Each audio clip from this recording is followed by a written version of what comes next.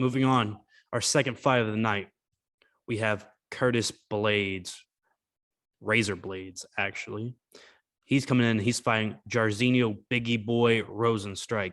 Both guys are, well, never mind. Jairzinho's had a win before his last loss, but Curtis Blaydes is coming off a loss to Derek Lewis, I believe, where he got absolutely uppercutted into non-existence and almost got his head decapitated, which was unfortunate.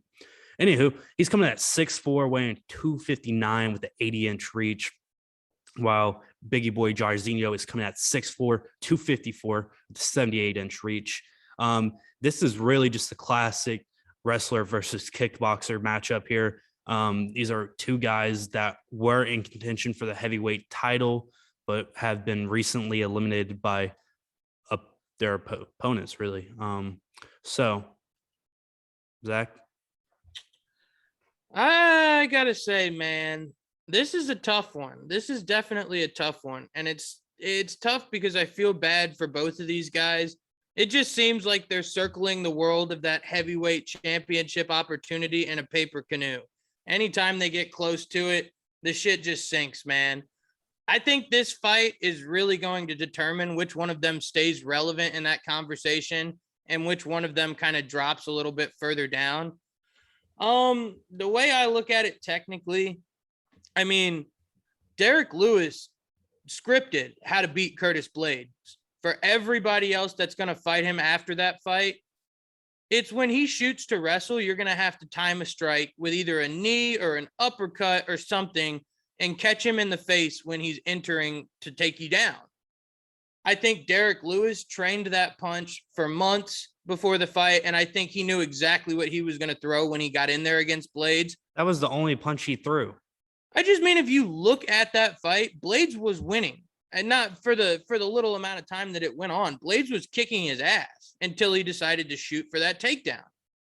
I don't think he's going to have the same level of success on the feet against Jairzinho, who I think is a much more technical striker than Derek Lewis.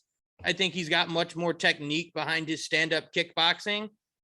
But I think Blaydes should be very confident in his striking going into this fight. I don't think he should have any reason to shoot for a desperation takedown against Rozenstruik. And I don't think that Blaydes is a guy we see going backwards and running away from guys that are known to have power. You know, he fought Francis straight up twice and is vying to fight Francis for a third time. I don't know anybody in their right mind that wants to fight Francis Ngannou 3 fucking times. I think he went to decision the first time. Yeah. Yeah. Who goes to decision with Francis? Just him. I can't name anybody off the top of my head. Yeah. I think what we saw out of Curtis Blaydes last time out was obviously he got slept, sent into the shadow realm, whatever you want to call it. This guy got shattered. His, championship aspirations got shattered before his eyes, thanks to Derek Lewis's one punch uppercut that, was frankly terrifying. Right. I think he did show not excellent striking, but I think definitely improved. He's not like how he was, where he was just straight up just a wrestler and that was it. He showed something there. I like that. Now he needs to couple that with his already excellent, probably the best wrestler in the heavyweight division. Now he needs to come in closer. He's going to need to work to get those takedowns. He can't just shoot or he's going to get knocked out again. I don't think it's going to happen necessarily, because that's the only way that you can really defend that from an offensive standpoint, is either a knee up the middle or an uppercut to take out Curtis Blaydes, wrestling. So I feel like that's highly unlikely. I'm going to go with Blaydes here because I think his wrestling, he's going to use a different strategy to get in without getting clipped. I think he might use more clinch scenarios to kind of get those takedowns. But I just think Jairzinho on his back is just going to be absolutely awful to watch. I don't think he has anything for him on the ground. And I think Curtis Blaydes knows that. I don't think Curtis Blaydes wants a stand-up war with Jairzinho because I think he knows he would lose that. But I think he might take a couple shots to get the takedowns. And once he gets him taken down once, I think it's really just going to be game, set, match. I think he's going to impose his like will on Jairzinho. No, I 100% agree. I think Curtis Blaydes learned a lesson from that Derek Lewis knockout. I think he's going to be much more careful with the way he goes about using his offensive wrestling, because against these top guys, it's dangerous to just go in there and shoot when everybody and their grandmother knows that you're going to go in there and shoot. I think it would do him some justice to gain Jairzinho's respect on the feet. I don't know how easy it's going to be to do that, but once he gets Jairzinho to start having to think about his strikes, it'll be just that much easier to get him on the ground. And I agree with exactly what you're saying. I don't think we see anything in terms of activity for Jairzinho off his back.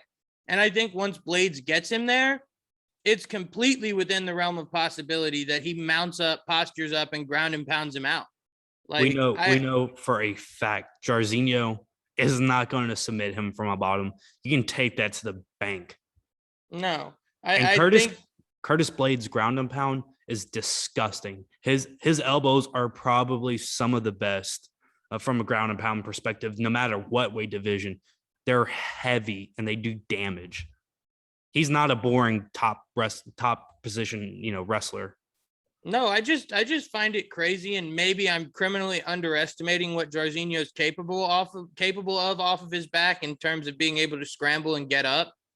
But I really don't think it will take Blaydes more than 1 or 2 takedowns in this fight to find that mount. And once he gets to the mount position, he's heavy. He throws those big strikes. The razor blades elbows that Gage is talking about are vicious and will cut you up. And I don't think Jairzinho is going to be able to get up. So I think if he can get him down early in the first round, I'm almost going to be willing to call it Curtis Blaydes' first round ground and pound TKO. But I could absolutely see that leaking over into the second. Long story short, this fight is not going to decision, even if Jairzinho wins. And I find it very unlikely that it's going to even go to the third round. Yeah. I like, even though Jairzinho is a good kickboxer, I mean, some would say one of the best kickboxers in the heavyweight division, he stays stationary. He doesn't move well. And I think that's really going to hurt him against Curtis Blaydes. You saw the same thing with Cyril Gane, just bouncing everywhere. It was giving Jairzinho tons of trouble. I mean, yeah, I absolutely agree. I think he's a flat-footed fighter. And I find it funny that whoever wins or whoever loses here, regardless, could play very easily into Derek Lewis for their next fight, whether it be a rematch for Blaydes, which I think would be well-deserved, or whether, I don't know if it's just me, but I've been waiting for the UFC to do Rozenstruik versus Lewis for a long time because they both hit hard as fuck. And ironically enough, they kind of look the same. All right. Curtis Blaydes is your minus 300 favorite. That's quite sizable. And Jairzinho is the underdog at plus 265.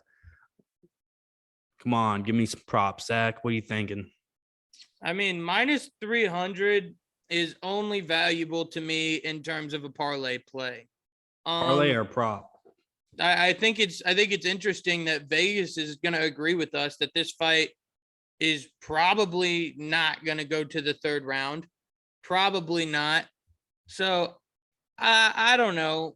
I don't find it to be too enticing to play plus 145 for under 1.5 rounds or minus 145 for under 2.5 rounds. I don't know. Fight won't start round 3 at minus 122 might play. Blaydes wins by TKO at plus 120 will definitely play for me. Yeah, I think that's what I'm looking at as well. I don't know. Blaydes wins inside the distance at plus 115. But other than that, I'm not coy enough to pull the trigger on Blaydes wins in round 1 at plus 330, nor that Blaydes wins in round 2 at plus 600. I think those are tasty odds. And I think if you're feeling slightly more confident that Blaydes will get that takedown and ground and pound him out in 1, it doesn't make any sense not to play that bet. But I think there's just too much uncertainty in that aspect to where I don't know. I'd almost say that I'm probably going to hold off on this fight, except to use Curtis Blaydes as a parlay play, and then maybe to play his knockout bet solo. Yeah, I think that's pretty solid advice. I mean, I think we're both pretty staunch on that. I mean, we always say it's hard to bet against somebody that has the wrestling credentials and that can just take people down. It's debatable whether somebody wins a stand-up boxing match when they're trading, but it's definitive when somebody's on top and controlling. So, no, I mean, Rozenstruik came out in his last fight against Augusto Sakai and basically just swarmed him, backed him up against the cage, and devoured him like a lion eating prey. I just don't see Curtis Blaydes being that guy that's going to get flustered and get into that habit of going backwards and trying to avoid Jairzinho. I don't think he has any fear of him. I think he's going in there to do business. And I think title shots, I think John Jones, I think Stipe Miocic, I think a lot of big names and big players and just big factors come to the winner of this fight.